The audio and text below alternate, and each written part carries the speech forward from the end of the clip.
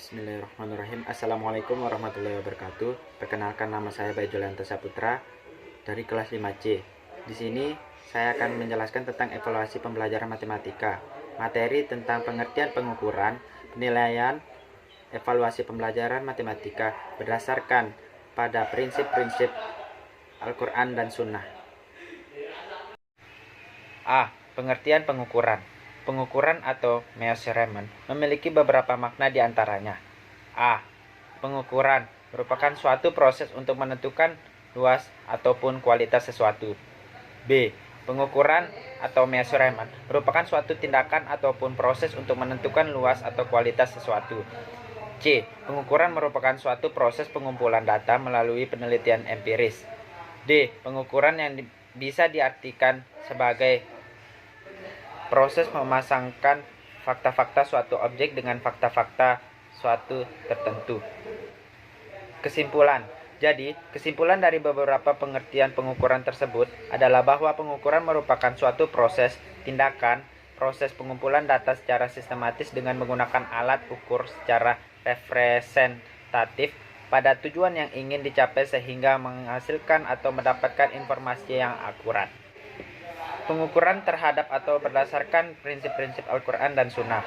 Adapun pengukuran berdasarkan prinsip-prinsip Al-Quran dan Sunnah dijelaskan oleh Rasulullah SAW dalam ayat suci Al-Quran surat An-Naml ayat 40 yang menjelaskan tentang pemberitahuan untuk mengetahui sejauh mana atau sampai mana hasil pendidikan yang telah Rasulullah SAW ajarkan, yaitu, maka sesungguhnya Tuhanku maha kaya lagi maha mulia. B. Classroom assessment atau penilaian kelas. Untuk menilai suatu penilaian kelas dapat disajikan sebagai metode yang sederhana seperti dapat menggunakan sekolah untuk mengumpulkan umpan balik terhadap siswa pada proses pembelajaran dan materi yang sudah diajarkan. C. Suatu usaha mengumpulkan sebagai informasi secara berkesinambungan. C. Suatu usaha mengumpulkan berbagai informasi secara berkesinambungan dan menyeluruh tentang proses dan hasil belajar yang telah dicapai oleh siswa dari hasil proses belajar mengajar. Jadi menilai adalah mengambil suatu keputusan terhadap suatu dengan ukuran baik atau buruknya, dan penilaian adalah suatu angka atau huruf sebagai lambang beberapa besar atau jauh kemampuan siswa terhadap materi matematika, dan lain-lain. Penilaian berdasarkan prinsip-prinsip Al-Quran dan Sunnah. Adapun prinsip-prinsip Al-Quran dan Sunnah terhadap suatu penilaian dengan memberikan tafsir atau kabar gembira bagi seseorang yang berbuat baik dan memberikan ikab atau siksa terhadap seseorang yang berbuat buruk. Sehingga dalam hal ini dapat dijelaskan dalam ayat suci Al-Quran pada surah Al-Zalzalah ayat 7-8, yaitu, barang siapa yang mengerjakan kebaikan seberat zarah pun, niscaya dia akan melihat balasannya.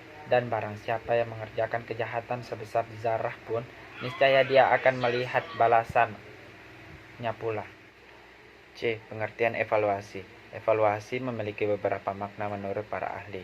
Yang pertama, pengumpulan kenyataan secara sistematis untuk menetapkan kenyataan apakah terjadi perubahan dalam diri siswa dan menetapkan sejauh mana tingkat perubahan dalam diri siswa. B. Proses menggambarkan, memperoleh, mensajikan informasi yang berguna untuk menilai alternatif keputusan. Dan C.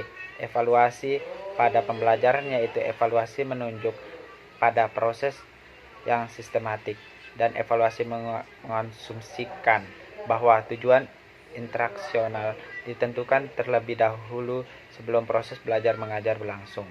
Kesimpulan, evaluasi artinya suatu upaya meningkatkan kualitas kinerja dan produktivitas suatu lembaga atau institusi, dan evaluasi juga merupakan suatu proses yang dilakukan oleh seseorang evaluator untuk mengetahui sejauh mana keberhasilan suatu program.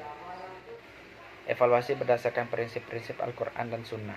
Pada evaluasi ini yang berdasarkan Al-Quran dan Sunnah yang berkaitan dengan Allah Subhanahu wa Ta'ala dengan hambanya, bahwa Allah Subhanahu wa Ta'ala dalam mengevaluasi hambanya, ia tidak memandang formalitas atau penampilan, tetapi memandang secara substansi di balik tindakan hamba-hambanya, dan hal ini dijelaskan dalam beberapa ayat Al-Quran, yaitu surah Al-Hajj ayat 37, yaitu daging-daging unta yang darahnya itu sekali-kali tidak dapat mencapai keridhaan Allah, tetapi ketakwaan dari kamulah yang dapat mencapainya. Demikianlah Allah telah menundukkan untuk kamu supaya kamu mengagungkan Allah terhadap hidayahnya kepada kamu, dan berilah kabar gembira kepada orang-orang yang berbuat baik. Sekian materi yang dapat saya sampaikan. Mohon maaf bila ada kesalahan. Wabillahi taufiq wal hidayah. Wassalamualaikum warahmatullahi wabarakatuh.